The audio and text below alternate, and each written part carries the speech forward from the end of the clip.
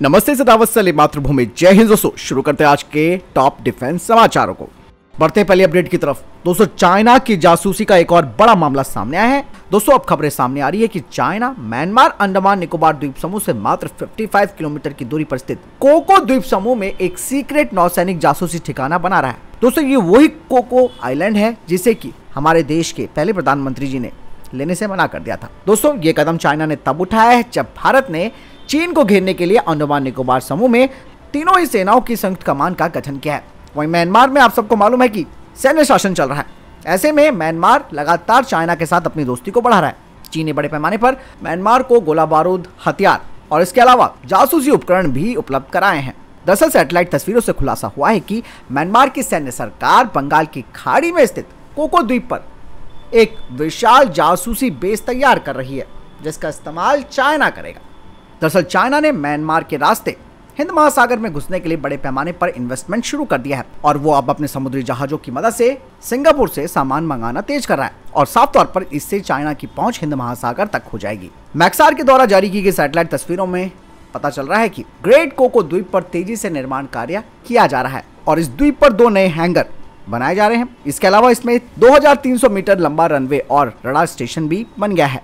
भारत अंडमान निकोबार द्वीप समूह के जरिए चीन को मलाक्का स्ट्रेट में घेर सकता है, लेकिन म्यांमार के इस कदम से भारत की इस रणनीति पर एक संकट पैदा हो गया है।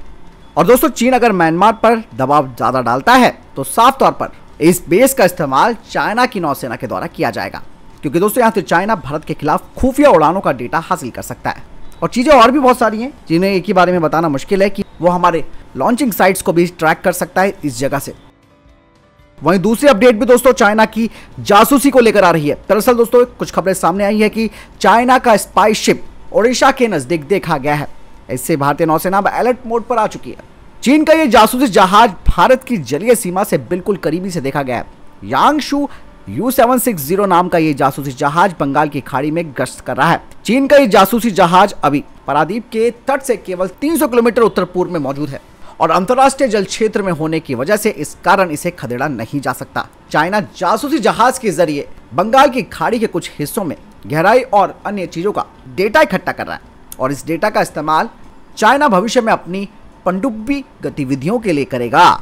दोस्तों, चाइना का यांगशी U760 ये एक अत्याधुनिक तकनीक से लैस जहाज है जिसका वजन 2000 टन के आसपास है। ये जहाज दोस्तों काफी सारा डेटा इकट्ठा कर सकता है और समुद्र के नीचे का 3D नक्शा भी बना सकता है। कहा ही जा रहा है कि चीन की नौसेना के ऐसे 2 जहाज जो कि जासूसी हैं, वो इस वक्त हिंद महासागर में गश्त कर रहे हैं। वहीं भारतीय नौसेना की तरफ से कहा जा रहा है कि चाइना का ये जासूसी जहाज भारतीय स्पेशल इकोनॉमिक जोन में एंटर नहीं किया है और ना ही उसने इस तरीके की किसी भी अनुसंधान गतिविधि को अंजाम दिया है। भारतीय नौसेना ने इस जासूसी जहाज पर करीबी से नजर बना के रखी हुई है।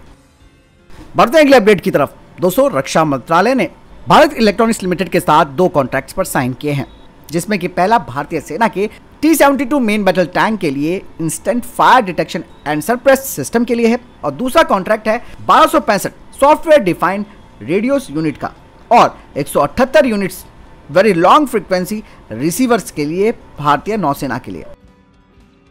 बढ़ते हैं नेक्स्ट अपडेट की तरफ। दोस्तों, कल के डिफेंस अपडेट में मैंने आपको बताया था कि भारत सरकार ने डिफेंस सेक्टर में आत्मनिर्भर होने के लिए बड़े कदम उठाए हैं और रक्षा मंत्रालय ने 9,781 करोड़ रुपए के कॉन्ट्रैक्ट को साइन किया है भारतीय नौसेना के लिए 11 next generation offshore patrol vessels के लिए। और ये करार garden rich builders and engineers Kolkata के साथ किया गया है और 11 जहाजों में से 7 को स्वदेशी रूप से डिजाइन, विकसित और निर्मित किया जाएगा और इन जहाजों से भारतीय नौसेना की जो मारक क्षमता है वो काफी बढ़ जाएगी।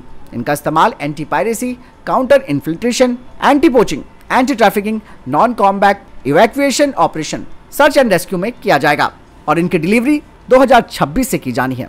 इसके अलावा दोस्तों, रक्षा मंत्रालय ने 6000 करोड़ रुपए के कॉन्ट्रैक्ट को साइन किया है भारत डायनेमिक्स लिमिटेड के साथ, जिसमें कि अपग्रेडेड आकाश एयर डिफेंस मिसाइल सिस्टम की 2 रेजिमेंट्स खरीदी जाएंगी और इनसे तीसरी और चौथी रेजिमेंट तैयार होगी भारतीय सेना की।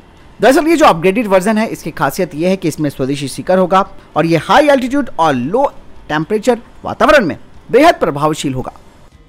बढ़ते नेक्स्ट अपडेट की तरफ। दोस्तों, अमेरिका के राष्ट्रपति के उपसहायक और हिंद प्रशांत मामलों के अधिकारी ने कहा है कि हमें उस भूमिका को समझने की जरूरत है जो भारत वैश्विक मंच पर एक महान राष्ट्र के रूप में निभाए। वह अमेरिकी think tank centre for a new American security में कहा गया है कि भारत चीन सीमा पर घुसपैठ और झड़पों की घटनाएं बढ़ गई हैं। और साथ ही इस रिपोर्ट में कहा गया है कि भारत और चीन के बीच सीमा को लेकर दुश्मनी की बढ़ती आशंका का अमेरिका पर और इन दो एशियाई दिग्गजों के बीच उनकी हिंद प्रशांत रणनीति पर असर पड़ता है। इसके अलावा अमेरिकी थिंक टैंक ने यह कहा है कि 5000 मील की इस बड़ी विशाल सीमा पर चाइना ने जो भी कदम उठाए हैं वो भड़काने वाले हैं और वो भारत के लिए बेहद चिंताजनक है। बढ़ते नेक्स्ट अपडेट की तरफ। दोस्तों, चाइना ने अभी हाल ही में अपने नए रक्षा मंत्री को नियुक्त किया है, जिनका नाम है जनरल ली शांगफू, और ये पहली बार अप्रैल में भारत आने वाले हैं। कहा जा रहा है कि 2020 में LAC का मुद्दा शुरू होने के बाद से ये चीन की भारत में पहली उच्च स्तरीय सैन्य यात्रा होगी। कहा जा रहा है कि इस बैठक के दौरान कूटनीतिक मुद्दे के माध्यम से इस मुद्दे को सुलझाने के लिए बातचीत की जाएगी ताकि सीमा पर तनाव कम हो सके। बढ़ते नेक्स्ट अपडेट की तरफ। दोस्तों, कुछ खबरें सामने आई है फ्रांस की मीडिया की तरफ से और कहा यह जा रहा है कि भारत के द्वारा बनाई गई जो मिलान 2T मैन पोर्टेबल सेकंड पीढ़ी की यानी कि सेकंड जनरेशन ATGM है, उसे यूक्रेन को सप्लाई किया गया है। साथ ही ये रिपोर्ट इस बात की ओर इशारा कर रही है कि भारत के सरकारी स्वामित्व वाली भारत डायनेमिक्स लिमिटेड ने हो सकता है कि इसकी सप्लाई यूक्रेन को की हो, क्योंकि भारत डायनेमिक्स लिमिटेड अभी भी भारतीय सेना के लिए इनको तैयार करता है और भारतीय सेना इनका इस्तेमाल करती है। हालांकि इस न्यूज़ पोर्टल ने कोई ठोस सबूत नहीं दिया जो इस बात की ओर इशारा करता है कि इसकी सप्लाई भारत की ओर से की गई है, क्योंकि दोस्तों मिलान ATGM करीबन 40 देशों के द्वारा इस्तेमाल हो रही है और ऐसा भी हो सकता है कि अतीत में यूक्रेन को इनमें से किसी देश ने हथियार सप्लाई किए हों जिनमें मिलान ATGM भी हो सकती है।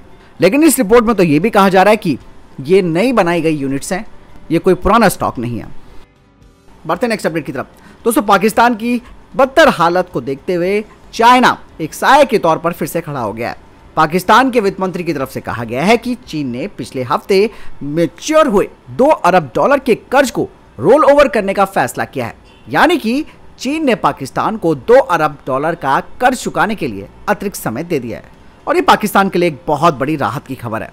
ये रोल ओवर काफ़ी इंपॉर्टेंट इसलिए भी था क्योंकि इसके पास यानी कि पाकिस्तान के पास कर्ज चुकाने के लिए पैसे नहीं थे। पाकिस्तान के वित्त मंत्री ने यह भी कहा कि हमने सभी संबंधित दस्तावेजों को पूरा कर लिया है और पाकिस्तान के कर्ज को रोल ओवर करने को लेकर चाइना की सरकार और चाइना की जो सेंट्रल बैंक है उन्होंने कोई टिप्पणी भी नहीं की है। तो फिलहाल दोस्तों, ये थे अभी तक के टॉप डिफेंस अपडेट्स। वीडियो के सामने कोई प्रश्न जवाब या आपका कोई सवाल है कमेंट सेक्शन में लिखकर जरूर पूछ सकते हैं। मिलता हूं नई जानकारी के साथ, चैनल जरूर सब्सक्राइब कीजिएगा। जय हिंद, वंदे मातरम।